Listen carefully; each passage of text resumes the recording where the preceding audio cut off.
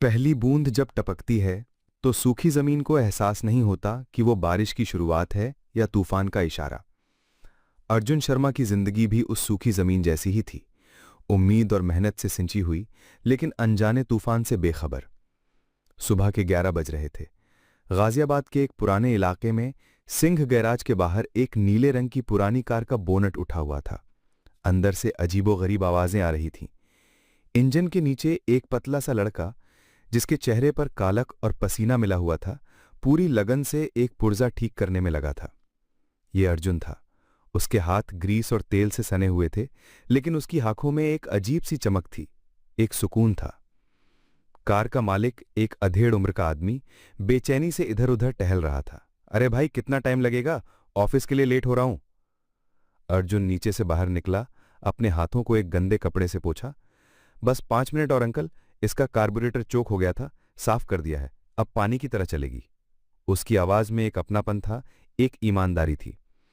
वो सिर्फ एक मैकेनिक नहीं था, वो बीकॉम सेकेंड ईयर का स्टूडेंट भी था, जो सुबह कॉलेज जाता और दिन में यहां काका के गैराज पर काम करता था।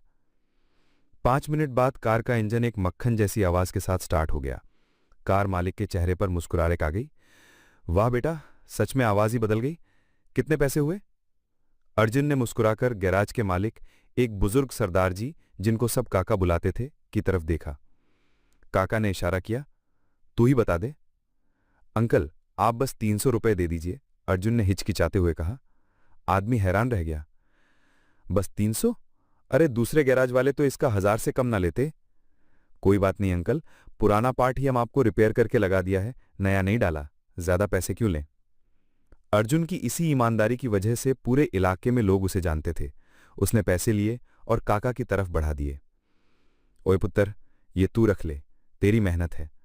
नहीं काका, आधा हिस्सा आपका है। आपने मुझे यहां काम दिया, वही बहुत है। अर्जुन ने पैसे उनकी जेब में डाल दिए। वो यतीम था, बचपन से काका नहीं उसे पाला था, अपने बेटे की तरह।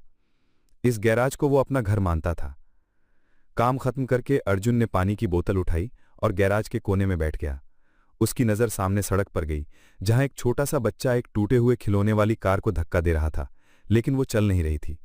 बच्चा रोने ही वाला था। अर्जुन उठा और उसके पास गया। क्या हुआ चैंप, गाड़ी खराब हो गई? बच्चे ने मासूमियत से सर हिलाया। अर्जुन ने उसके हाथ से वो प्लास्टिक की कार ली, उसे उल्टा किया और 2 मिनट में उसके आगे का पहिया ठीक कर दिया। ये लो, अब चलाओ। बच्चा खुशी से उछल पड़ा और कार लेकर भाग गया। उसकी मां दूर से ये सब देख रही थी। उसने अर्जुन को दुआ दी। ये था अर्जुन, जिसके पास देने के लिए पैसे नहीं थे, लेकिन उसके दिल में सबके लिए दया और मदद का जज्बा था। तभी काका उसके पास आए, हाथ में एक टिफिन बॉक्स था। चल पुत्र, रोटी खा ले, सुबह से लगा हुआ है। आपने क्यों तकलीफ की काका, मैं बाहर से कुछ खा लेता। चुप कर, मेरी बहू ने तेरे लिए आलू परांठे बनाए हैं, काका ने प्यार से उसे डांटा। दोनों एक साथ बैठकर खाना खाने लगे। काका ने अर्जुन के ग्रीस लगे हाथों को देखा, उनके चेहरे पर चिंता की लकीरें आ गईं। अर्जुन बेटा, कब तक ये सब करेगा? पढ़ाई पर ध्यान दे, कुछ बड़ा बन। ये हाथों की कालक किस्मत की कालक ना बन जाए। अर्जुन ने एक निवाला तोड़ा। काका आप टेंशन मत लो, पढ़ाई भी चल रही है और काम भी। बस एक बार डिग्री मिल जाए, फिर एक अच्छी सी नौकरी ढूंढ लूंगा, फिर ये सब नहीं करना पड़ेगा। उसकी आंखों में सपने थे, बड़े सपने। और ये सारे सपने मीरा के लिए है ना? काका ने उसे छेड़ते हुए पूछा। मीरा का नाम सुनते ही अर्जुन के चेहरे पर एक अलग ही रौनक आ गई, एक शर्म और प्यार से भरी मुस्कान। वो पिछले 3 साल से मीरा से प्यार करता था। मीरा जो उसके कॉलेज में पढ़ती थी, जो उसकी दुनिया थी। हर मेहनत, हर सपना सिर्फ उसके लिए था। उसने अपनी जेब से फोन निकाला और वॉलपेपर पर मीरा की तस्वीर को देखने लगा। एक खूबसूरत चेहरा, जिसके लिए वो कुछ भी कर सकता था। सब कुछ उसके लिए ही तो कर रहा हूं काका। एक दिन मैं इतना बड़ा आदमी बनूंगा कि उसके मम्मी पापा भी मना नहीं कर पाएंगे। काका ने एक गहरी सांस ली। उम्मीद पर दुनिया कायम है पुत्र, पर वो बड़े लोग हैं, उनकी दुनिया अलग है। काका की आवाज में एक फिक्र थी, एक अनजाना सा डर। अर्जुन ने बात को हंसी में टाल दिया। आप देखना काका, मेरा प्यार जीतेगा। दोपहर ढल रही थी जब अर्जुन के फोन की घंटी बजी। स्क्रीन पर मीरा का नाम चमक रहा था। उसका दिल जोरों से धड़कने लगा। उसने जल्दी से हाथ पोंछा और फोन उठाया। हेलो? दूसरी तरफ से मीरा की चहकती आवाज आई। अर्जुन कहाँ हो तुम? मैं कब से कॉल कर रही थी। सॉरी, वो एक कार ठीक कर रहा था, हाथ गंदे थे। सब ठीक है? एक्चुअली सब बहुत अच्छा है। मीरा की आवाज में एक अजीब सी खुशी थी। सुनो, मुझे तुमसे मिलना है आज शाम के सबसे महंगे रेस्टोरेंट द ग्रैंड पैलेस में।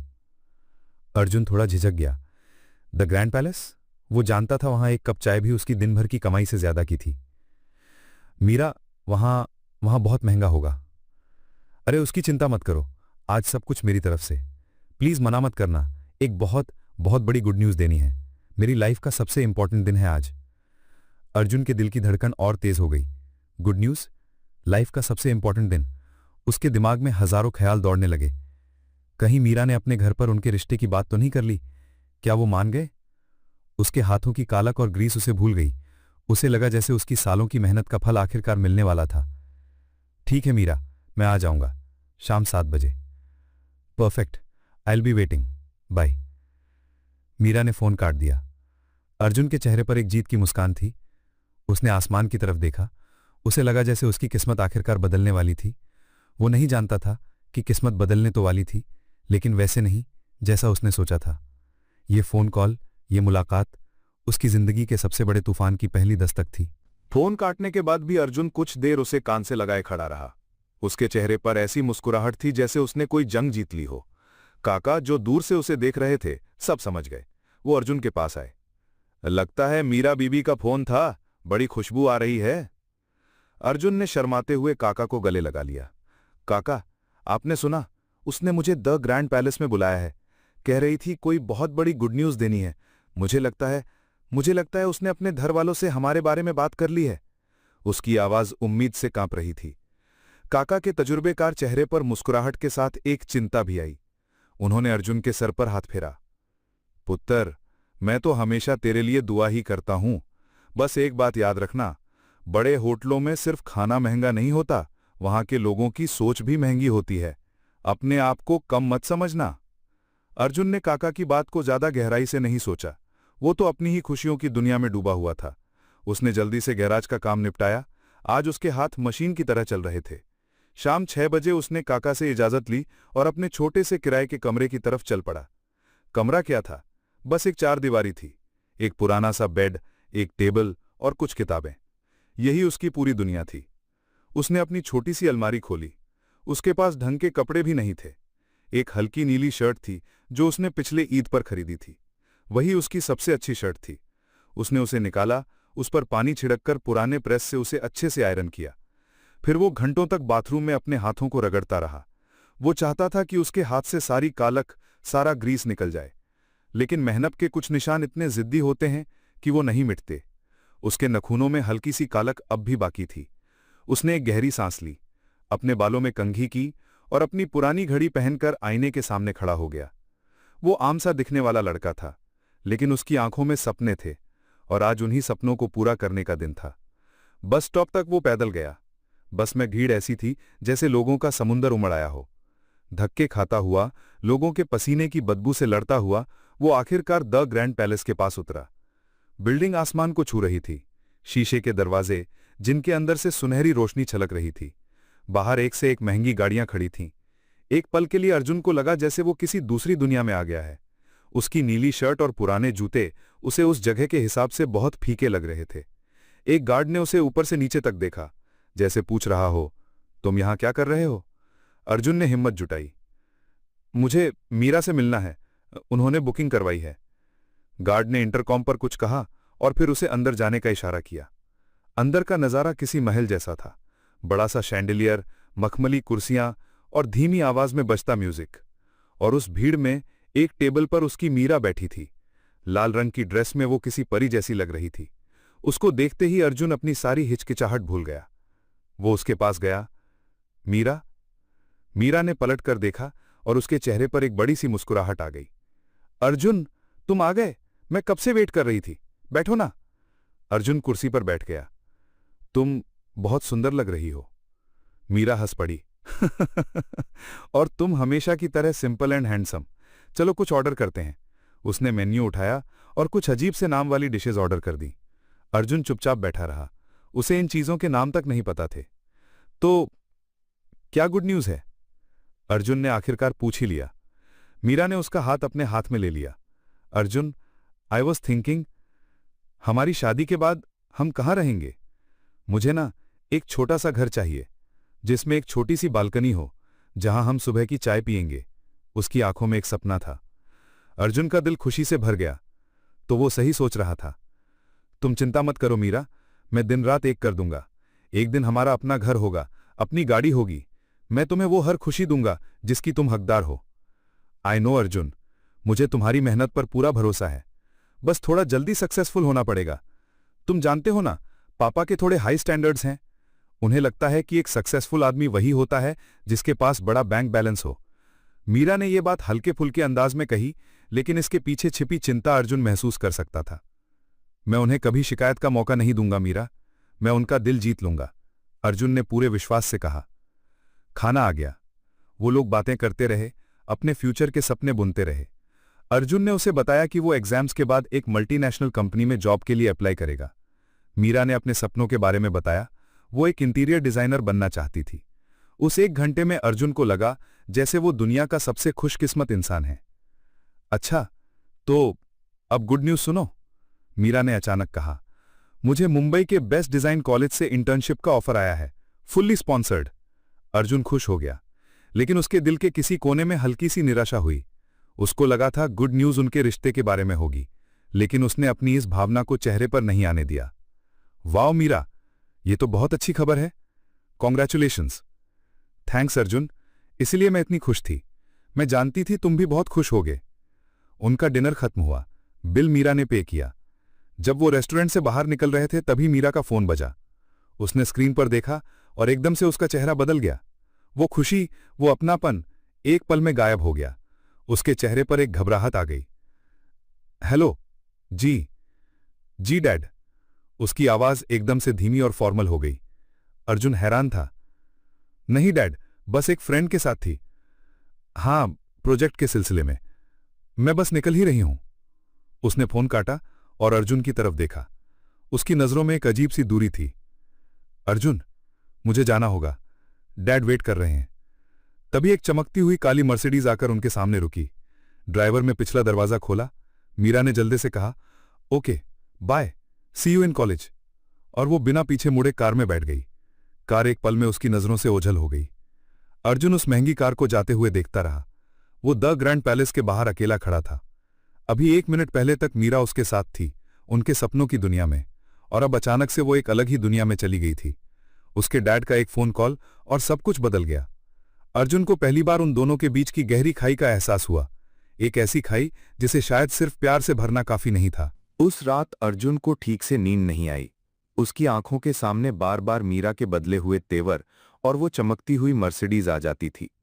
वो खुद को समझाता रहा कि वो जरूरत से ज्यादा सोच रहा है, कि मीरा के डैड शायद स्ट्रिक्ट होंगे, इसलिए वो डर गई थी। अगली सुबह वो इसी कश्मकश में कॉलेज गया।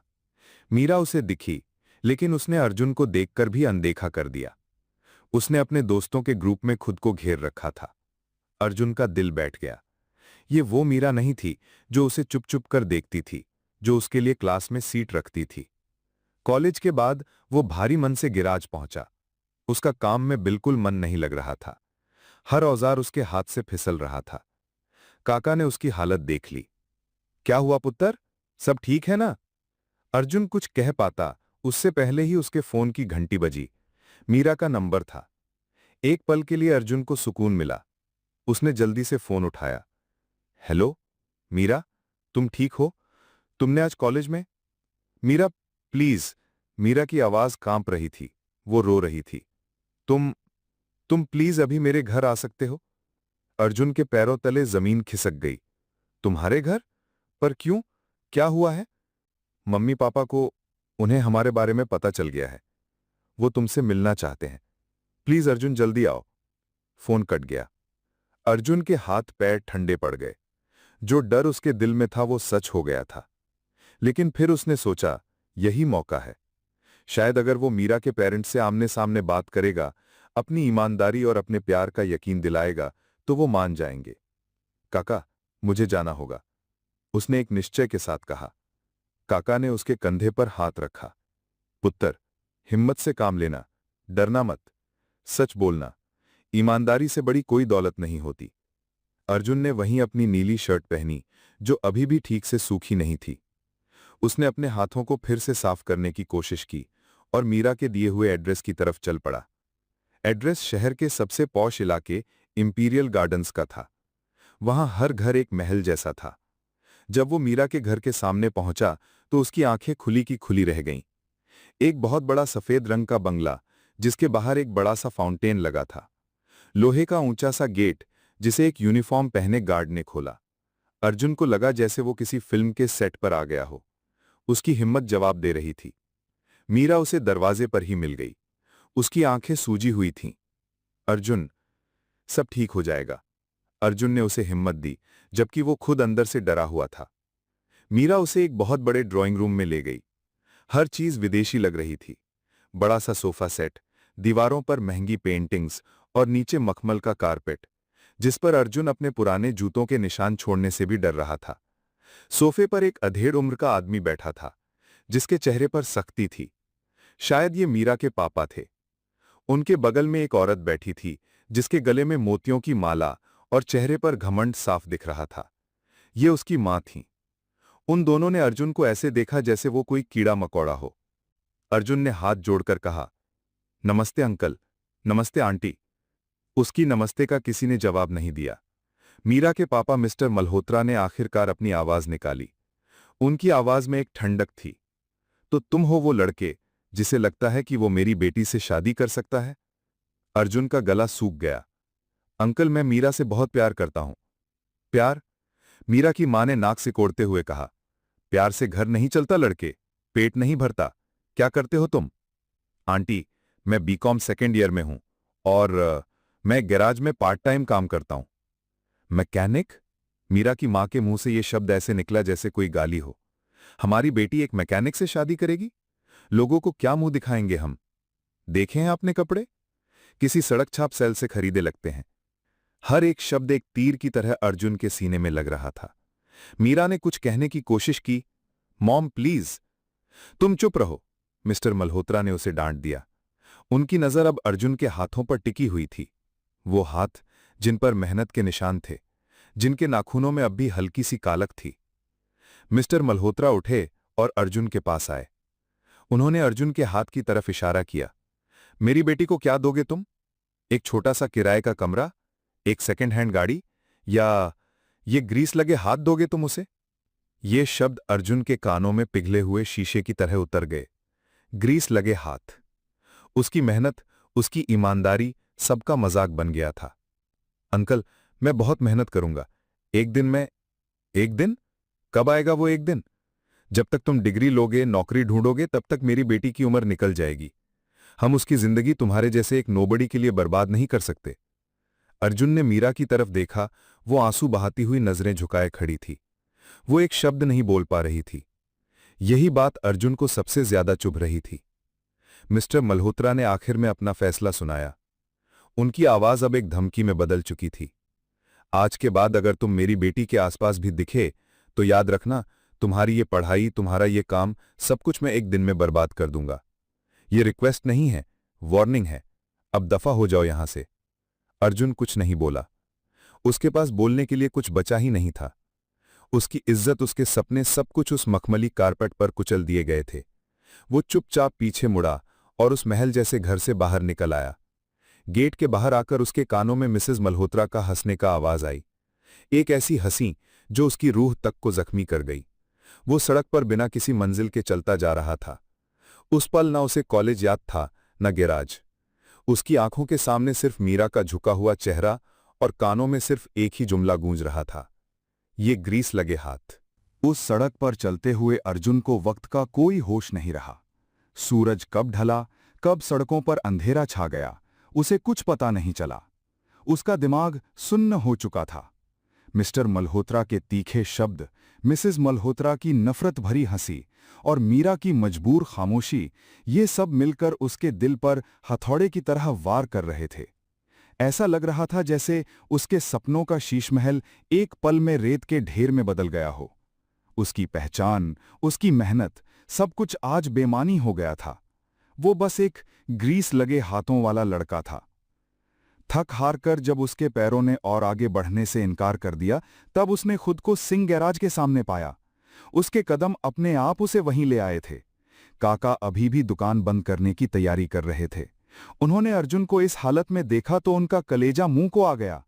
अर्जुन का चेहरा सफेद पड़ चुका था, आंखें लाल थीं और वो एक जिंदा लाश की तरह लग रहा था। अर्जुन, पुत्र। काका उसकी तरफ लपके और उसे सहारा देकर अंदर एक टूटी हुई कुर्सी पर बिठाया। पानी पी ले। अर्जुन ने बिना कुछ कहे पानी पी लिया। उसके हाथ अभी भी कांप रहे थे। काका ने उसके हाथ पर अपना हाथ रखा। मैं कुछ नहीं पूछूंगा, बस इतना जान ले, तू अकेला नहीं है। उनकी आवाज में एक बाप की ममता थी। अर्जुन की आंखों से 2 बूंद आंसू टूटकर गिर पड़े। उसने काका की तरफ देखा। उसकी नजरों में एक सवाल था, मेरा क्या कसूर था? अभी वो दोनों इस खामोशी में डूबे ही थे कि गैराज के बाहर एक तेज आवाज हुई। एक लाल रंग की चमचमाती स्पोर्ट्स कार ने जोरदार ब्रेक मारा और ठीक गैराज के सामने आकर रुकी। ऐसी गाड़ी उस इलाके में शायद ही कभी आई हो। कार का दरवाजा ऊपर की तरफ उठा और उसमें से एक लड़का बाहर निकला। उसने ब्रांडेड जीन्स, एक महंगी टी-शर्ट और आंखों पर काले चश्मे पहने हुआ थे। उसके चेहरे पर एक अजीब सा घमंड और लापरवाही का भाव था। ये विक्रम शर्मा था, अर्जुन के चाचा का बेटा। विक्रम ने अपनी आंखों से चश्मा उतारा और गैराज को ऐसी नफरत से देखा जैसे वो किसी कचड़े के ढेर को देख रहा हो। उसकी नजर काका पर पड़ी, जिनको उसने सिर्फ एक सर हिलाकर अनजान सा हेलो बोला। फिर उसकी नजर कुर्सी पर बैठे अर्जुन पर गई। उसके होठों पर एक जहरीली मुस्कान फैल गई। अरे अर्जुन भाई, तू यहां? ओ राइट, यही तो है तुम्हारी असली जगह। हाथों में कालख, कपड़ों में तेल और चारों तरफ ये कबाड़। परफेक्ट। उसका हर लफ्ज एक ताना था। अर्जुन ने कुछ नहीं कहा। वो बस उसे देखता रहा। ये पहली बार नहीं था जब विक्रम उसे नीचा दिखा रहा था। बचपन से ही विक्रम ने उसे उसकी गरीबी का एहसास दिलाया था। अर्जुन के पापा की मौत के बाद विक्रम के पापा ने ही सारा बिजनेस हड़प लिया था और अर्जुन और उसकी मां को सड़क पर ला दिया था। विक्रम चलते हुए अर्जुन के पास आया। क्या हुआ, बड़ा आशिक बनने चला था? सुना है आजकल तुम्हारे सपने तुम्हारी औकात से बड़े हो गए हैं। उसने आंख मारकर कहा। मीरा मल्होत्रा, वाह, टेस्ट तो अच्छा है तेरा, पर एक बात हमेशा याद रखना, हीरे को कभी कोयले की खान में नहीं रखा जाता, समझा? अर्जुन का खून खौल उठा, लेकिन वो चुप रहा। वो जानता था कि अभी कुछ भी कहने का मतलब अपनी बेइज्जती को और बढ़ाना था। चल, अब उठ, विक्रम ने उसे ऑर्डर देते हुए कहा। मेरी गाड़ी में कुछ अजीब सी आवाज आ रही है, चेक कर, जल्दी। ये साफ था कि गाड़ी में कोई खराबी नहीं थी। ये सिर्फ एक बहाना था अर्जुन को और जलील करने का। अर्जुन ने एक गहरी सांस ली और उठ खड़ा हुआ। अपने आंसुओं और गुस्से को पीकर वो कार की तरफ बढ़ा। उसने बोनट खोला और इंजन को देखने लगा। विक्रम उसके पीछे खड़ा हंस रहा था। ध्यान से करना, ऐसी गाड़ी तूने सिर्फ फिल्मों में देखी होगी। एक स्क्रैच भी लग गया ना तो तेरी साल भर की कमाई चली जाएगी। अर्जुन ने 5 मिनट तक इंजन चेक किया। जैसा उसे शक था, गाड़ी बिल्कुल ठीक थी। गाड़ी में कोई प्रॉब्लम नहीं है विक्रम। नहीं है तो आवाज क्यों आ रही थी? छोड़, तेरे बस की बात नहीं, तू वही पुराने स्कूटर ठीक कर।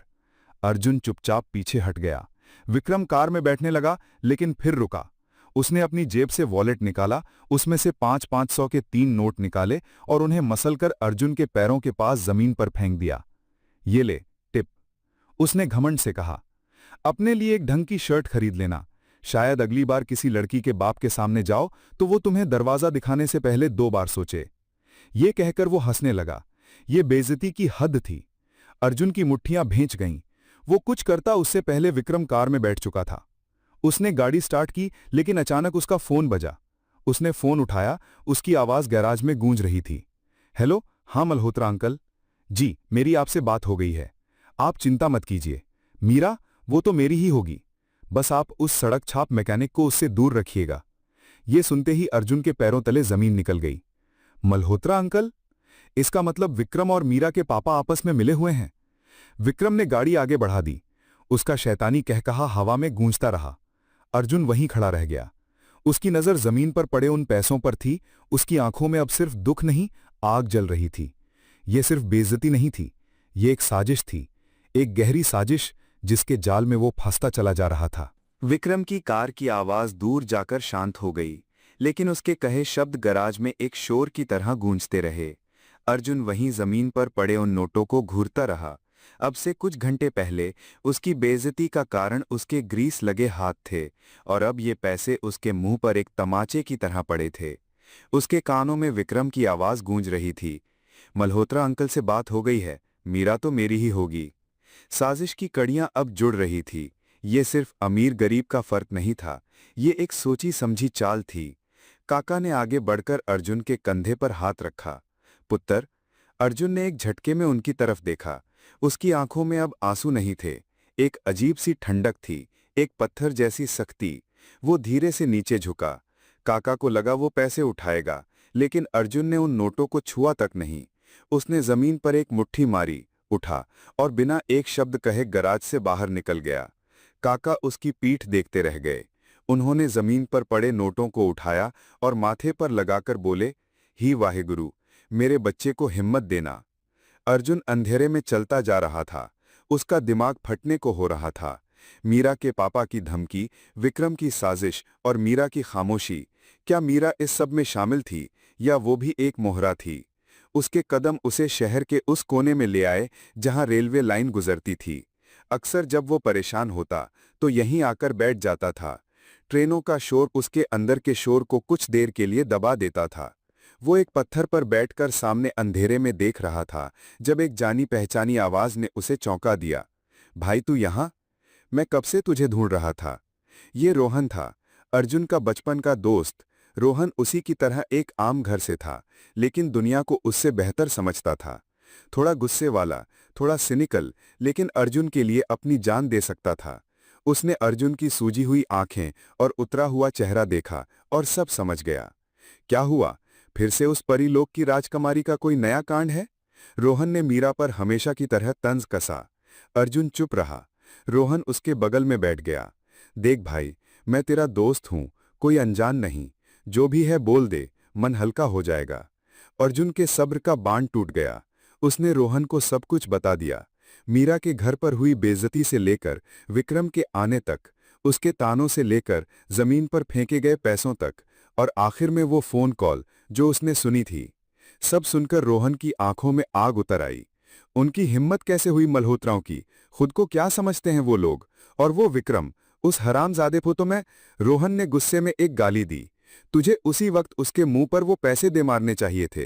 क्या फायदा होता रोहन? अर्जुन की आवाज में एक थकावट थी। वो लोग पावर में हैं, मैं उनसे नहीं जीत सकता। पावर गई तेल लेने। रोहन ने उसके कंधे पर हाथ मारा। पर तू एक बात मेरी कान खोलकर सुन ले। रोहन का लहजा अचानक बहुत गंभीर हो गया।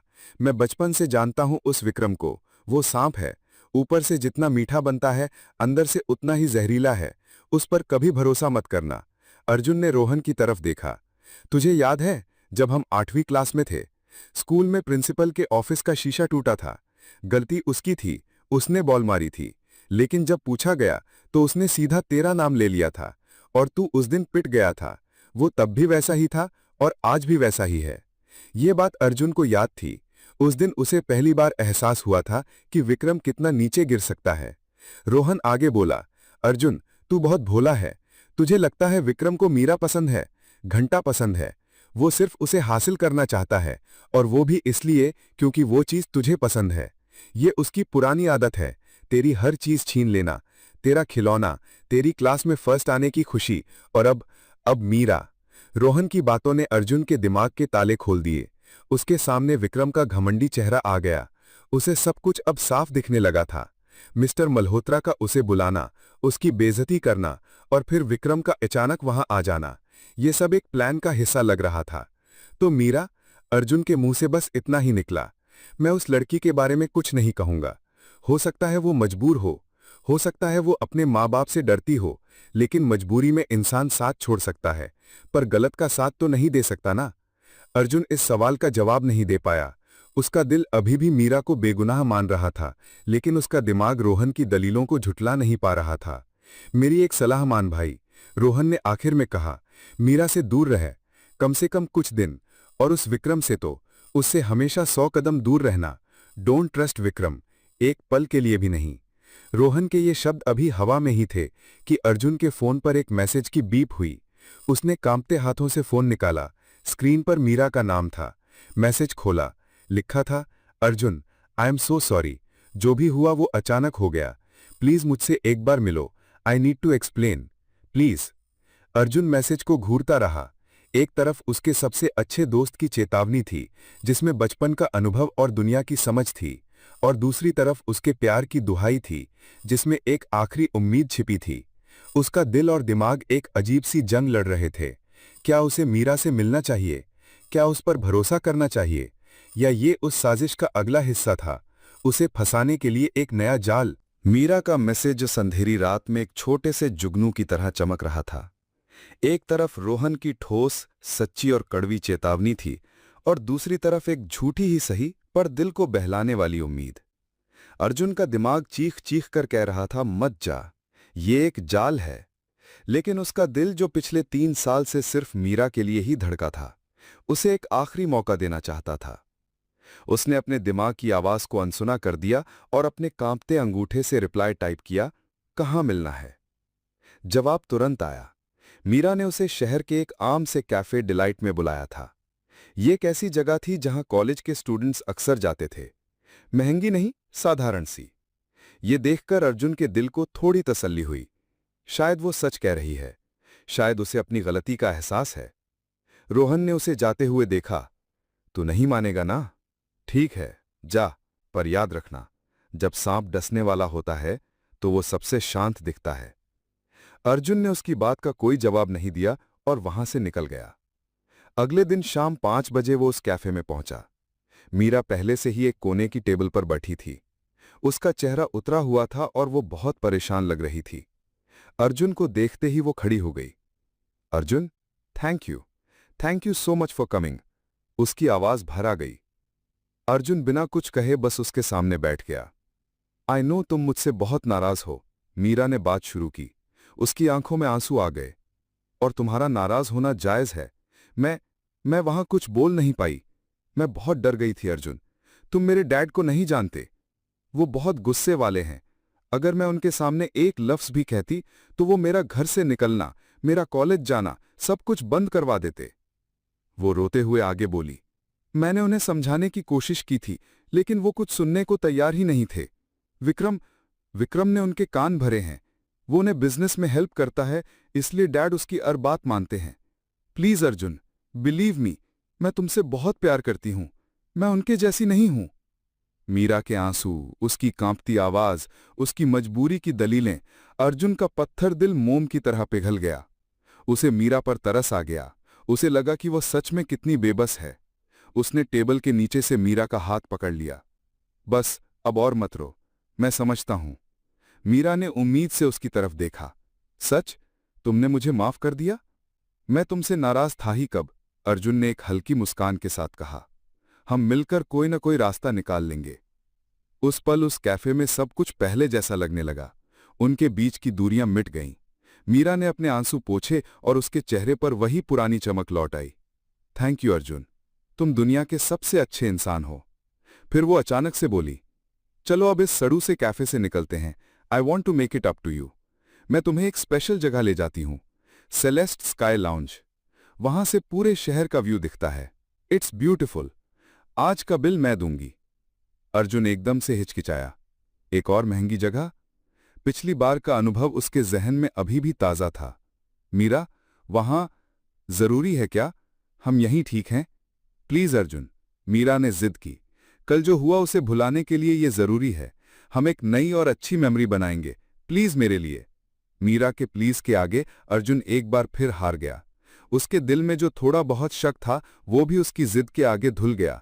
वो मीरा के साथ ऑटो में बैठा और उस नई मंजिल की तरफ चल पड़ा, इस बात से अनजान कि ये मंजिल उसके लिए एक और जिल्लत का दरवाजा खोलने वाली थी। सेलेस्ट स्काई लाउंज एक आलीशान बिल्डिंग के रूफटॉप पर था। लिफ्ट से बाहर निकलते ही उनका सामना एक बड़े से एंट्रेंस से हुआ, जहां लोग लाइन में लगे थे। जगह सच में बहुत खूबसूरत थी, लेकिन वहां मौजूद हर शख्स अमीर और हाई क्लास लग रहा था। अर्जुन को अपने साधारण कपड़ों में एक अजीब सी घुटन महसूस होने लगी। जब उनकी बारी आई तो दरवाजे पर खड़े एक सूट बूट पहने मैनेजर ने उन्हें रोक लिया।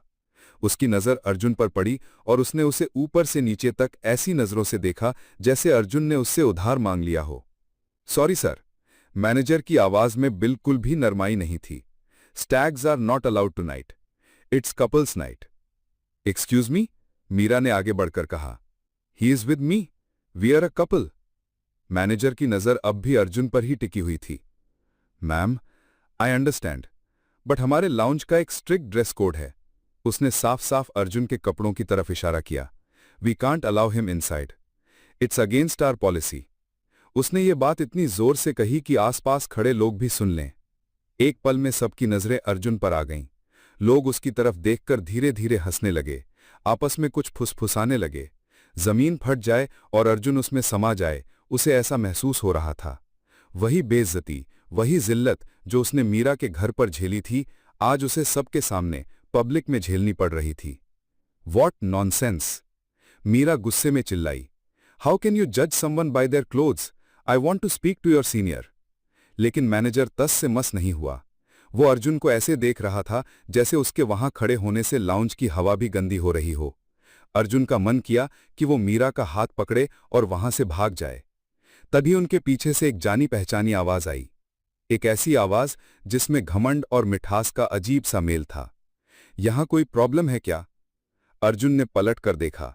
वहां उसका कजिन विक्रम खड़ा था, हमेशा की तरह एकदम परफेक्ट कपड़ों में, चेहरे पर एक अजीब सी मुस्कान लिए हुए। विक्रम को देखते ही मैनेजर का रवैया एक सेकंड में बदल गया। उसके चेहरे पर चमचागिरी वाली मुस्कान आ गई। Vikram sir, good evening sir, welcome, आइए ना सर। विक्रम ने मैनेजर को इग्नोर किया। उसकी नजरें पहले अर्जुन पर गईं, जो गुस्से और शर्मिंदगी से लाल हो चुका था, और फिर मीरा पर। उसके होंठों पर एक जीत वाली मुस्कान तैर गई, जैसे उसे पहले से ही पता था कि यहां क्या होने वाला है। विक्रम की आवाज उस शोर में एक चाबुक की तरह पड़ी। मैनेजर की ऐसी हालत हुई जैसे उसने कोई भूत देख लिया हो। उसकी सारी अकड़ एक पल में हवा हो गई। विक्रम सर, आप यहां? विक्रम ने उसकी तरफ देखा भी नहीं। उसकी नजर अर्जुन पर थी और उसकी जहरीली मुस्कान अर्जुन के सीने में छुरी की तरह चुभ रही थी। फिर उसने मीरा की तरफ देखा, जो इस अचानक हुए ड्रामे से घबराई हुई थी। विक्रम ने अपना अंदाज एकदम बदल लिया। अब वो एक हीरो की तरह पेश आ रहा था। शर्मा जी, इन्हें जानते नहीं हैं आप? ये मेरा छोटा भाई है अर्जुन, और ये है मीरा जी। इन्हें अंदर आने से कौन रोक सकता है? उसने छोटा भाई शब्द पर इतना जोर दिया जैसे वो अर्जुन का परिचय नहीं दे रहा, बल्कि उसकी औकात बता रहा हो। मैनेजर के माथे पर पसीना आ गया। सॉरी सर, बहुत बड़ी गलती हो गई, मुझे पता नहीं था। प्लीज प्लीज अंदर आइए। वो झुककर उनके लिए रास्ता बनाने लगा। अर्जुन का मन कर रहा था कि वो जमीन में गड़ जाए। ये एहसान, ये तरस उसकी बेइज्जती से भी बदतर था। उसने मीरा की तरफ देखा, जैसे कह रहा हो, चलो यहां से चलते हैं। लेकिन मीरा के चेहरे पर अब शर्मिंदगी की जगह एक राहत का भाव था। वो इस पब्लिक ह्यूमिलिएशन से बचकर अंदर जाना चाहती थी। चलो ना अर्जुन, अब सब ठीक हो गया है, मीरा ने उसका हाथ पकड़कर धीरे से कहा। अर्जुन के पास मना करने का कोई विकल्प नहीं बचा था। वो एक जिंदा लाश की तरह मीरा और विक्रम के पीछे पीछे चलने लगा। मैनेजर उन्हें लाउंज के सबसे अच्छे हिस्से में ले गया, एक ऐसी टेबल जो शीशे के पास थी और जहां से पूरे शहर का मंजर दिख रहा था। ये वो टेबल थी जो सिर्फ वीआईपीज के लिए आरक्षित थी। विक्रम ने एक बार फिर साबित कर दिया कि उसके नाम से वो दरवाजे भी खुल जाते थे जो अर्जुन के लिए मुंह पर बंद कर दिए गए थे। विक्रम ने कुर्सी खींचकर मीरा को बैठने का इशारा किया, एक जेंटलमैन की तरह। अर्जुन चुपचाप उनके सामने वाली कुर्सी पर बैठ गया। वो उस लाउंज में बैठा तो था, लेकिन उसे लग रहा था जैसे वो वहां का हिस्सा नहीं है। तो क्या लेंगे आप लोग? विक्रम ने मेन्यू उठाते हुए पूछा, पर जवाब का इंतजार नहीं किया। उसने वेटर को इशारा किया, यहां की सबसे अच्छी फ्रेंच शैंपेन ले आओ, और साथ में बेल्जियन चॉकलेट ट्रफल्स और चीज प्लैटर। अर्जुन को इन चीजों के नाम तक नहीं पता थे। वो चुपचाप बैठा शीशे से बाहर देखता रहा। अर्जुन भाई, तू कुछ लेगा नहीं? यहां की कॉफी बहुत अच्छी है, तूने कभी ऐसी कॉफी पी है? ओ सॉरी, छोड़ो। एक और ताना, एक और जख्म। मीरा इस बीच थोड़ी नॉर्मल हो चुकी थी। व्यू कितना ब्यूटीफुल है ना यहां से। उसने टॉपिक बदलने की कोशिश की। ब्यूटीफुल चीजें ब्यूटीफुल लोगों के लिए ही तो होती हैं मीरा, विक्रम ने उसकी आंखों में देखते हुए कहा। इससे पहले कि अर्जुन कुछ समझ पाता, विक्रम ने अपनी जेब से एक छोटा सा बेहद खूबसूरत गिफ्ट बॉक्स निकाला। बॉक्स एक मशहूर इंटरनेशनल ज्वेलरी ब्रांड का था। अर्जुन ने उस ब्रांड का नाम सिर्फ फिल्मों में सुना था। यह तुम्हारे लिए। विक्रम ने बॉक्स मीरा की तरफ बढ़ाते हुए कहा, सुना है तुमने सेमेस्टर में टॉप किया है, बस एक छोटा सा तोहफा तुम्हारी जीत के लिए। मीरा चौंक गई। विक्रम, इसकी क्या जरूरत थी? मैं ये नहीं ले सकती। अर्जुन के दिल में एक उम्मीद जागी, शायद मीरा मना कर देगी, शायद वो अपने प्यार की लाज रख लेगी। अरे, इसमें ना कहने वाली क्या बात है? विक्रम ने हंसकर कहा, हम फैमिली फ्रेंड्स हैं और दोस्ती में गिफ्ट तो चलते हैं, प्लीज मना मत करो। विक्रम ने मीरा के जवाब का इंतजार नहीं किया और खुद ही बॉक्स खोल दिया। बॉक्स के अंदर मखमल पर एक हीरों का पतला सा नाजुक सा ब्रेसलेट रखा था। लाउंज की रोशनी में हीरे ऐसी चमक रहे थे कि आंखें चौंधिया जाएं। एक पल के लिए टेबल पर खामोशी छा गई। मीरा की आंखें उस ब्रेसलेट पर जैसे जम गई थीं। उसके मुंह से अपने आप निकला, वाओ। अर्जुन ने उस वाओ में सब कुछ सुन लिया था। उसने मीरा का चेहरा देखा। उसकी आंखों में एक ऐसी चमक थी, एक ऐसी लालच थी जो अर्जुन ने पहले कभी नहीं देखी थी। वो हमेशा कहती थी कि उसे महंगी चीजों का शौक नहीं, बस अर्जुन का साथ चाहिए, लेकिन आज उसकी आंखें कुछ और ही कहानी सुना रही थीं। ये बहुत महंगा होगा विक्रम, मीरा ने कहा, लेकिन उसकी आवाज में इनकार नहीं, सिर्फ एक दिखावे की हिचकिचाहट थी। महंगी चीजें तुम्हारे हाथों में और भी कीमती लगेंगी मीरा, विक्रम ने कहा और उसने वो ब्रेसलेट उठाकर खुद मीरा की कलाई पर पहना दिया। ब्रेसलेट उसकी कलाई पर एकदम फिट बैठ गया। ऐसा लग रहा था जैसे वो उसी के लिए बना हो। मीरा अपनी कलाई को घुमा घुमा कर देखने लगी। उसके चेहरे पर खुशी साफ दिख रही थी। वो विक्रम को थैंक यू बोल रही थी। वो शायद ये भी भूल गई थी कि उसके सामने अर्जुन भी बैठा है। अर्जुन जिसके ग्रीस लगे हाथ ऐसा तोहफा देने का सपना भी नहीं देख सकते थे। विक्रम की नजरें अर्जुन पर थीं। उसकी आंखों में एक साफ चुनौती थी। देख लिया, ये है मेरी और तेरी औकात का फर्क। अर्जुन को लगा जैसे उसके सीने में किसी ने गर्म लोहा डाल दिया हो। उसे सांस लेने में तकलीफ हो रही थी। वो एक पल और वहां नहीं बैठ सकता था। वो अचानक से कुर्सी पीछे धकेल कर खड़ा हो गया। उसकी इस हरकत से मीरा और विक्रम दोनों चौंक गए। अर्जुन, क्या हुआ? बैठो ना, मीरा ने हैरानी से कहा, लेकिन अर्जुन ने उसकी तरफ देखा भी नहीं।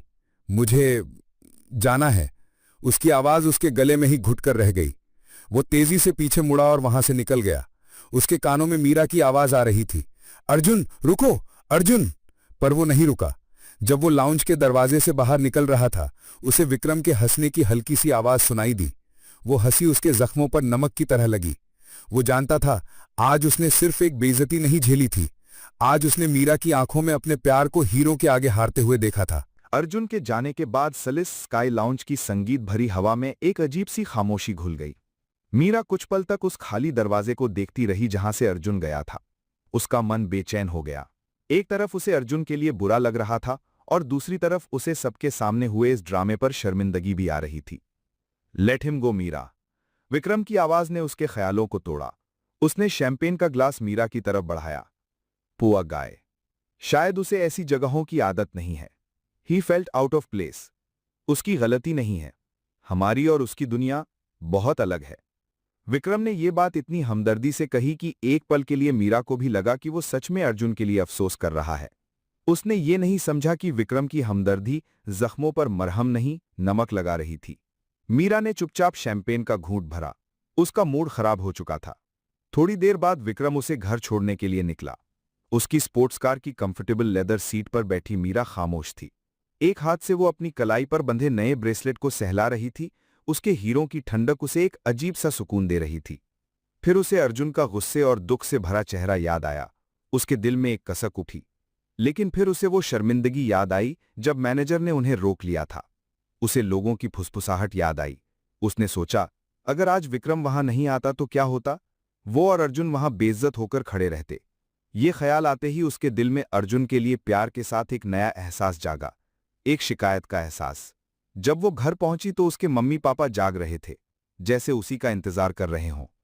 उसकी मां मिसेस मल्होत्रा की नजर सीधा उसकी कलाई पर गई। उनकी आंखें खुशी से फैल गईं।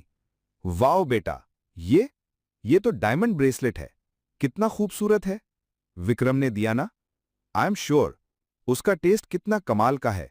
यही होता है एक अच्छे सुलझे हुए खानदान का लड़का। मीरा के पापा ने भी गर्व से सर हिलाया।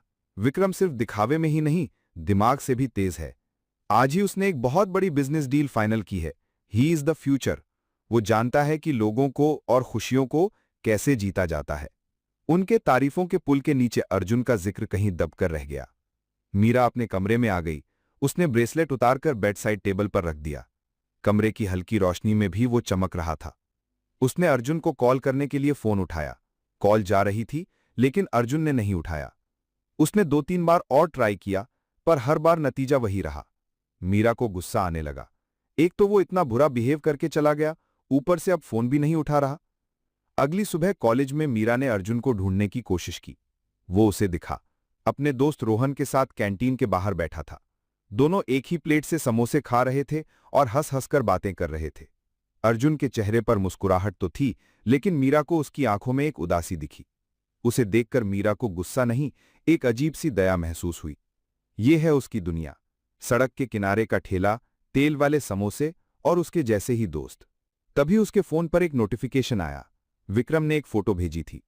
फोटो में विक्रम एक 5 स्टार होटल के रेस्टोरेंट में बैठा था। लैपटॉप उसके सामने खुला था और वो किसी से हाथ मिला रहा था। उसने एक महंगा सूट पहना हुआ था और वो एक कॉन्फिडेंट सक्सेसफुल बिजनेसमैन लग रहा था। फोटो के नीचे कैप्शन था, another deal cracked, celebrating with clients. Meera ने फोन की स्क्रीन पर विक्रम की फोटो देखी और फिर नजर उठाकर दूर बैठे अर्जुन को देखा। तुलना अपने आप हो गई। एक तरफ आलीशान होटल में बिजनेस डील, दूसरी तरफ कैंटीन के बाहर समोसे। एक तरफ आने वाले कल का चमकता हुआ सितारा और दूसरी तरफ एक लड़का जिसका आज ही धुंधला था। उस रात मीरा को नींद नहीं आई। वो अपने बिस्तर पर लेटी, टेबल पर रखे उस हीरों के ब्रेसलेट को देखती रही। उसकी मां के शब्द उसके कानों में गूंज रहे थे, ही इज द फ्यूचर। उसे अर्जुन का प्यार याद था, उसके साथ बिताए पल याद थे, लेकिन अब उन यादों पर बेइज्जती के पल हावी हो रहे थे।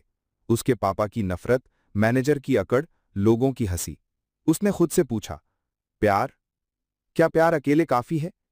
क्या मैं अर्जुन के साथ ऐसी जिल्लत भरी जिंदगी गुजार सकती हूं जहां हर कदम पर हमें लोगों की नजरें नीचा दिखाएंगी? पहली बार उसे इस सवाल का जवाब हां में नहीं मिल रहा था। उसका दिल अर्जुन के लिए धड़कता था, लेकिन उसका दिमाग एक ऐसी जिंदगी की कल्पना कर रहा था जो विक्रम उसे दे सकता था, इज्जत, शोहरत और दौलत। तभी उसके फोन की स्क्रीन फिर से जली। विक्रम का मैसेज था, तुम्हारे बारे में सोच रहा था। बाय द वे, डैड आज मिस्टर मल्होत्रा से बात कर रहे थे। वो हमारी कंपनीज के मर्जर के लिए एक बहुत बड़ी पार्टी प्लान कर रहे हैं और उस पार्टी की स्टार गेस्ट तुम होगी। मीरा मैसेज को पढ़ती रह गई। कंपनीज का मर्जर, ये सिर्फ दोस्ती या गिफ्ट की बात नहीं थी, ये 2 बिजनेस एम्पायर्स के जुड़ने की बात थी। एक ऐसा फ्यूचर जिसमें वो एक रानी की तरह रह सकती थी। उसने फोन की स्क्रीन में अपना अक्स देखा। उसकी आंखों में एक अजीब सा आकर्षण था उस चमकदार आलीशान भविष्य के लिए। अर्जुन का प्यार उस चमक के आगे अब धीरे धीरे फीका पड़ने लगा था। पूरा 1 हफ्ता बीत गया। अर्जुन ने मीरा को न जाने कितने फोन किए, कितने मैसेज भेजे, लेकिन दूसरी तरफ से सिर्फ एक गहरी खामोशी थी। हर घंटी जो बिना उठे बंद हो जाती, हर मैसेज जिसका कोई जवाब नहीं आता, अर्जुन के दिल पर एक नए जख्म की तरह लगता। वो कॉलेज जाता, इस उम्मीद में कि मीरा उसे दिख जाएगी, वो उससे बात कर पाएगा, लेकिन मीरा ने कॉलेज आना ही बंद कर दिया था। अर्जुन का बुरा हाल था। वो न ठीक से खा पा रहा था, न सो पा रहा था। उसका सारा ध्यान काम से भी हट चुका था। एक शाम जब वो गैराज में उदास बैठा था, रोहन वहां आया।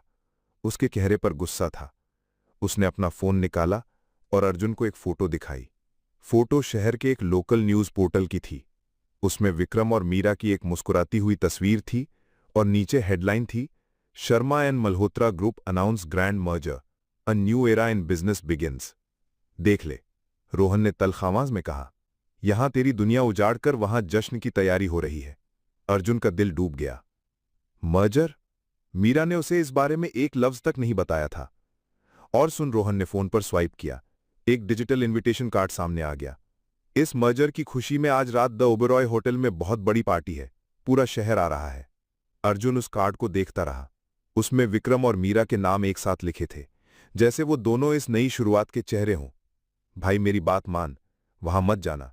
ये लोग तुझे नीचा दिखाने का कोई मौका नहीं छोड़ेंगे। ये एक जाल है। अर्जुन कुछ कहता, उससे पहले ही उसके फोन पर एक मैसेज आया। मीरा का नंबर था। उसका दिल जोरों से धड़का। उसने जल्दी से मैसेज खोला। लिखा था, tonight 8 PM the Oberoi, you should come, this something important you need to see. Message में ना कोई प्यार था, ना कोई अपनापन, बस एक अजीब सा ठंडा सा बुलावा। जैसे वो उसे नहीं, किसी अनजान को बुला रही हो। मुझे जाना होगा रोहन, अर्जुन ने एक निश्चय के साथ कहा। पागल हो गया है क्या? तुझे समझ नहीं आ रहा वो लोग तेरी बेइज्जती करेंगे? करने दो, अर्जुन की आवाज में एक ठहराव था। मैं बस एक आखिरी बार सब कुछ अपनी आंखों से देखना चाहता हूं। मैं उससे जवाब मांगना चाहता हूं। रोहन जानता था कि अब अर्जुन को रोकना नामुमकिन है। उसने बस इतना ही कहा, ठीक है, पर हिम्मत मत हारना भाई। रात 8 बजे अर्जुन द ओबेरॉय होटल के आलीशान गेट के बाहर खड़ा था। उसने वही अपनी सबसे अच्छी नीली शर्ट पहनी थी जो अब उसे खुद पुरानी लगने लगी थी। अंदर से म्यूजिक की हल्की आवाज आ रही थी। एक से एक महंगी गाड़ियां आकर रुक रही थीं, जिनमें सूट बूट और डिजाइनर साड़ियों में सजे लोग उतर रहे थे। अर्जुन को लगा जैसे वो किसी दूसरी दुनिया के दरवाजे पर खड़ा है। गार्ड ने उसे रोकने के लिए हाथ उठाया, लेकिन अर्जुन ने उसे मीरा का भेजा हुआ मैसेज दिखा दिया। गार्ड ने अंदर किसी से बात की और फिर ना चाहते हुए भी उसे अंदर जाने दिया। अंदर का माहौल किसी सपने जैसा था। बड़ा सा हॉल, हीरों की तरह चमकते चैंडलियर्स, हाथों में महंगी शराब लिए हंसते मुस्कुराते लोग। अर्जुन उस भीड़ में बिल्कुल अकेला और अलग थलग लग रहा था। उसकी नजरें बस मीरा को ढूंढ रही थीं। और फिर उसने उसे देखा, स्टेज के पास अपने पेरेंट्स और विक्रम के साथ खड़ी मीरा। उसने एक चमकती हुई सिल्वर रंग की गाउन पहनी हुई थी। विक्रम के दिए हुए हीरों के ब्रेसलेट उसकी कलाई पर चमक रहे थे। वो किसी राजकुमारी जैसी लग रही थी, लेकिन उसकी मुस्कान में वो पहले वाली मासूमियत नहीं थी। जब उसकी नजर अर्जुन पर पड़ी तो एक पल के लिए उसके चेहरे पर घबराहट आई, लेकिन फिर उसने जल्दी से अपनी नजरें फेर लीं। अर्जुन हिम्मत करके भीड़ को चीरता हुआ उसके पास पहुंचा। मीरा, मीरा ने उसे देखा। तुम आ गए? उसकी आवाज में अजीब सी दूरी थी। ये सब क्या है मीरा? अर्जुन की आवाज में दर्द साफ झलक रहा था। ये पार्टी, ये मर्जर, तुमने मुझे एक बार बताना भी जरूरी नहीं समझा? अर्जुन, प्लीज यहां तमाशा मत करो। थिंग्स आर कॉम्प्लिकेटेड, उसने नजरें चुराते हुए कहा। कॉम्प्लिकेटेड? अर्जुन के सब्र का बांध टूट रहा था। 1 हफ्ते से तुम मेरा फोन नहीं उठा रही हो, और यहां इससे पहले कि वो अपनी बात पूरी करता, स्टेज पर लाइट्स अचानक तेज हो गईं। मिस्टर मल्होत्रा ने माइक हाथ में ले लिया था। सारा हॉल शांत हो गया।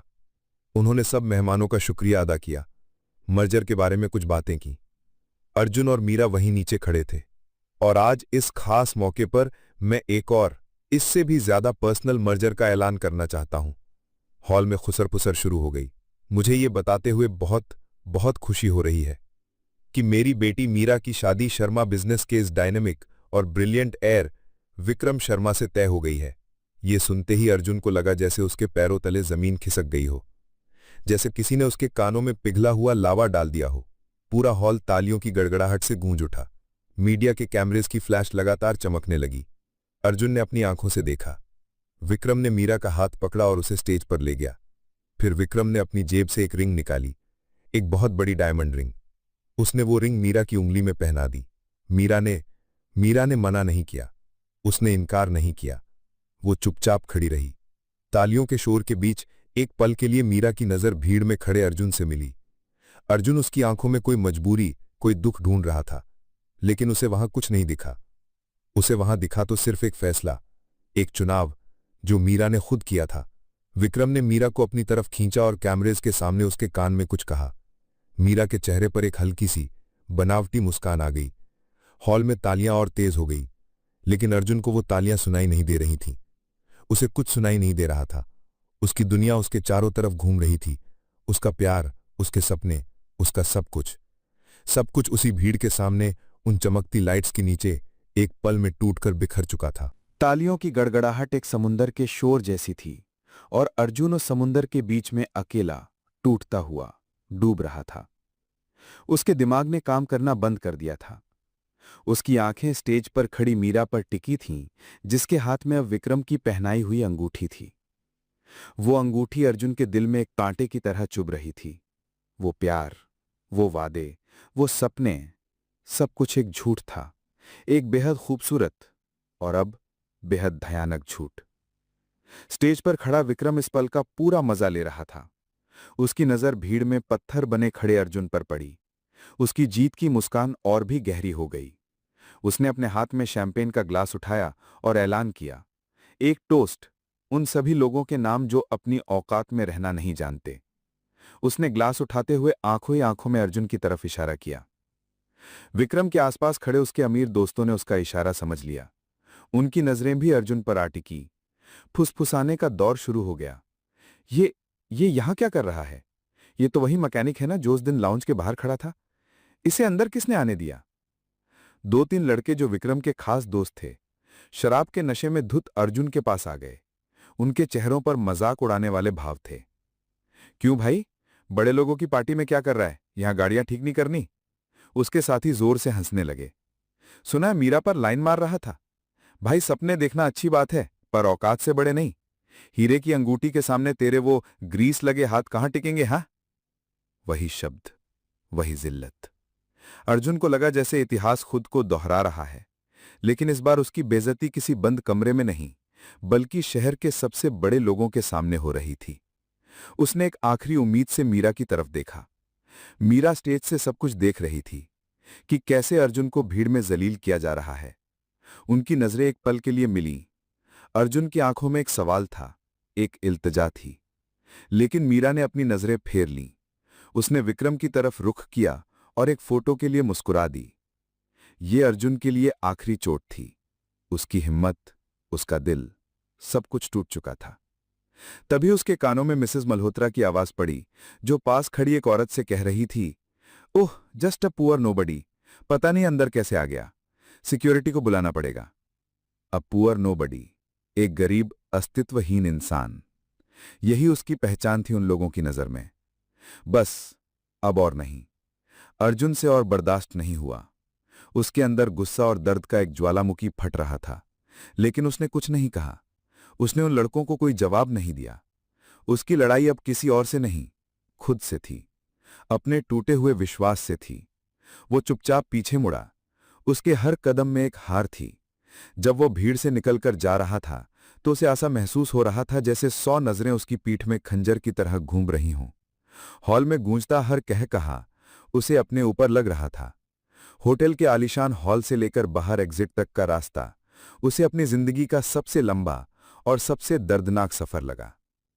वो होटल से बाहर आ गया। रात की ठंडी हवा उसके चेहरे से टकराई, लेकिन उसे कुछ महसूस नहीं हुआ। वो अंदर से बिल्कुल सुन्न हो चुका था। शहर की रोशनियां, गाड़ियों का शोर, सब कुछ उसे धुंधला लग रहा था। उसने एक रात में अपना सब कुछ खो दिया था। अपना प्यार, अपनी इज्जत, अपनी उम्मीद। उसके दिल के टुकड़े नहीं हुए थे। वो रेजा रेजा होकर कांच की किरचों की तरह उसकी अपनी ही रूह में चुभ रहा था। वो फुटपाथ पर एक टूटे हुए इंसान की तरह खड़ा था। आने वाले कल का कोई निशान नहीं था और बीता हुआ कल एक नासूर बन चुका था। वो अपनी इस हालत में इतना खोया हुआ था कि उसने ध्यान ही नहीं दिया। सड़क के दूसरी तरफ एक काली चमकती हुई गाड़ी आकर धीरे से रुकी। गाड़ी के अंदर पिछली सीट पर एक बुजुर्ग आदमी बैठे थे। उन्होंने एक महंगा सूट पहना था। उनके बाल सफेद थे और उनकी आंखों में एक अजीब सी तेजी और गहराई थी। वो बुजुर्ग आदमी अर्जुन को ही देख रहे थे। उनकी नजरों में न तरस था, न हमदर्दी। उनकी नजरों में एक अजीब सा इंतजार था, एक परखने वाली नजर। जैसे वो इस टूटे हुए लड़के में किसी खोई हुई विरासत की झलक ढूंढ रहे हों। होटल से अपने उस छोटे से किराए के कमरे तक का सफर अर्जुन ने कैसे तय किया, उसे खुद नहीं पता। उसकी आंखों के सामने बार बार वही मंजर घूम रहा था। स्टेज पर विक्रम के साथ खड़ी मीरा, उसकी उंगली में चमकती हीरों की अंगूठी और हॉल में गूंजती तालियां। हर ताली की आवाज एक हथौड़े की तरह उसके दिमाग पर लग रही थी। उसके कानों में मिसेस मल्होत्रा के शब्द गूंज रहे थे, अ पुअर नो बॉडी। मैं एक नो बॉडी हूं, इसीलिए मेरे प्यार की, मेरे होने या ना होने की किसी को परवाह नहीं।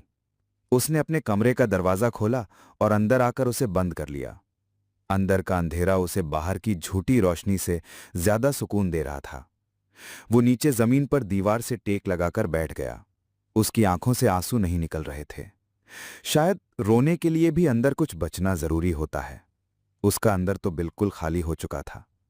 वो बस सामने दीवार को घूरता रहा। वो दीवार जहां उसने मीरा के साथ अपने फ्यूचर के न जाने कितने सपने लिखे थे। एक छोटा सा घर, एक छोटी सी गाड़ी और ढेर सारी खुशियां। आज उस दीवार पर उसे सिर्फ अपनी हार, अपनी बेइज्जती लिखी हुई नजर आ रही थी। पूरी रात वो वैसे ही बैठा रहा। सुबह हुई, पर उसके कमरे में अंधेरा ही रहा। उसने न खिड़की खोली न दरवाजा। रोहन के, काका के, न जाने कितने फोन आए। उसने एक भी फोन नहीं उठाया। वो किसी से बात नहीं करना चाहता था। वो किसी को अपना ये टूटा हुआ चेहरा नहीं दिखाना चाहता था। उसे दुनिया से और शायद खुद से भी नफरत हो गई थी। उसने न कुछ खाया न पिया, वो बस एक जिंदा लाश की तरह पड़ा रहा। दोपहर ढलने लगी थी जब उसके दरवाजे पर किसी ने जोर जोर से दस्तक दी। दस्तक इतनी तेज थी जैसे कोई दरवाजा तोड़ देगा। अर्जुन ने कोई जवाब नहीं दिया, लेकिन दस्तक और तेज हो गई। अर्जुन, दरवाजा खोलो, मैं जानता हूं तुम अंदर ही हो। ये उसके मकान मालिक मिस्टर गुप्ता की आवाज थी। अर्जुन हैरान हुआ। गुप्ता जी तो हमेशा बहुत नरमी से बात करते थे, आज उनकी आवाज में इतना गुस्सा क्यों है? उसने हिम्मत जुटाकर दरवाजा खोला। सामने गुप्ता जी खड़े थे। उनका चेहरा गुस्से से लाल था। वो बिना किसी इजाजत के सीधा कमरे के अंदर घुस आए। ये क्या हालत बना रखी है कमरे की? अंधेरा करके क्यों पड़े हो? कोई गलत काम तो नहीं करते यहां? गुप्ता जी, आप ये कैसी बातें कर रहे हैं? अर्जुन को उनका रवैया अजीब लगा। मैं ठीक बातें कर रहा हूं, गुप्ता जी चिल्लाए। सबसे पहले तो तुम इस महीने का किराया निकालो। 3 तारीख हो गई आज। किराया? गुप्ता जी, मैंने तो आपको पिछले हफ्ते ही पूरा किराया दे दिया था। आपकी दवाई के लिए आपने एडवांस मांगा था। झूठ! गुप्ता जी की आंखों में एक अजीब सी छल थी। झूठ मत बोलो लड़के, मुझे कोई किराया नहीं मिला है। तुम जैसे लड़कों की फितरत मैं अच्छे से जानता हूं। मीठा बोलकर काम निकालते हो। अर्जुन को विश्वास नहीं हो रहा था। गुप्ता जी साफ साफ झूठ बोल रहे थे। आप ऐसा क्यों कह रहे हैं? मैं आपके पास पिछले 2 साल से रह रहा हूं, आज तक ऐसी कोई शिकायत नहीं आई। अब आ गई है, गुप्ता जी ने कहा। और अब मुझे ये कमरा खाली करवाना है। मैं तुम जैसे आवारा लड़कों को अपने शरीफ मोहल्ले में नहीं रख सकता। कॉलोनी के लोग शिकायत कर रहे थे कि तुम देर रात तक आते हो, अजीब अजीब लोगों से मिलते हो। बस बहुत हुआ, मुझे ये कमरा शाम तक खाली चाहिए। ये सुनकर अर्जुन के पैरों तले जमीन खिसक गई। एक ही रात में उससे उसका प्यार छिन गया, उसकी इज्जत छिन गई, और अब उसके सर से उसकी छत भी छीनी जा रही थी। खाली?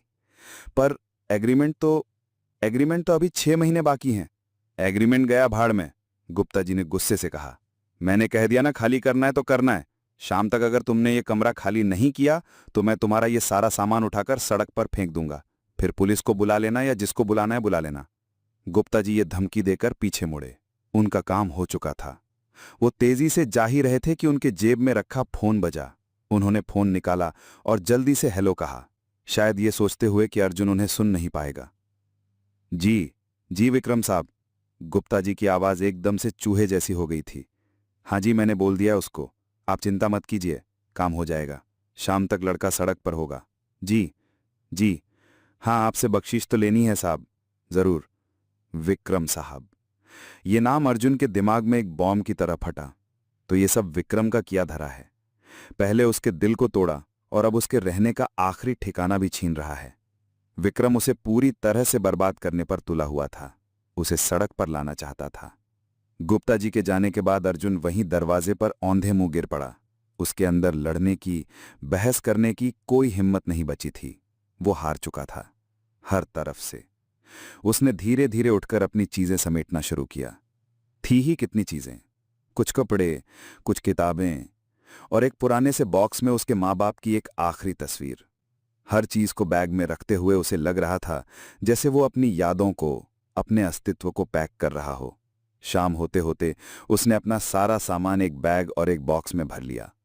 आखिरी बार उसने उस खाली कमरे को देखा जहां उसने अपनी जिंदगी के 2 साल गुजारे थे। वो अपना सामान लेकर नीचे उतरा। गुप्ता जी बाहर ही खड़े थे, जैसे उसी का इंतजार कर रहे हों। अर्जुन ने उनकी तरफ देखा भी नहीं और चुपचाप गेट से बाहर निकल गया। वो सड़क पर आ खड़ा हुआ। उसके हाथ में उसका बैग था, उसकी पूरी दुनिया थी। उसे नहीं पता था उसे कहाँ जाना है, किसके पास जाना है।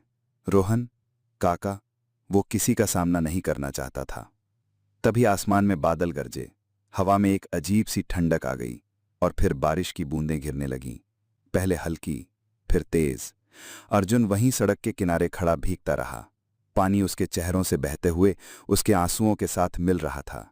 आज उसके पास न घर था, न प्यार था, न कोई उम्मीद। वो सच में एक नो बॉडी बन चुका था।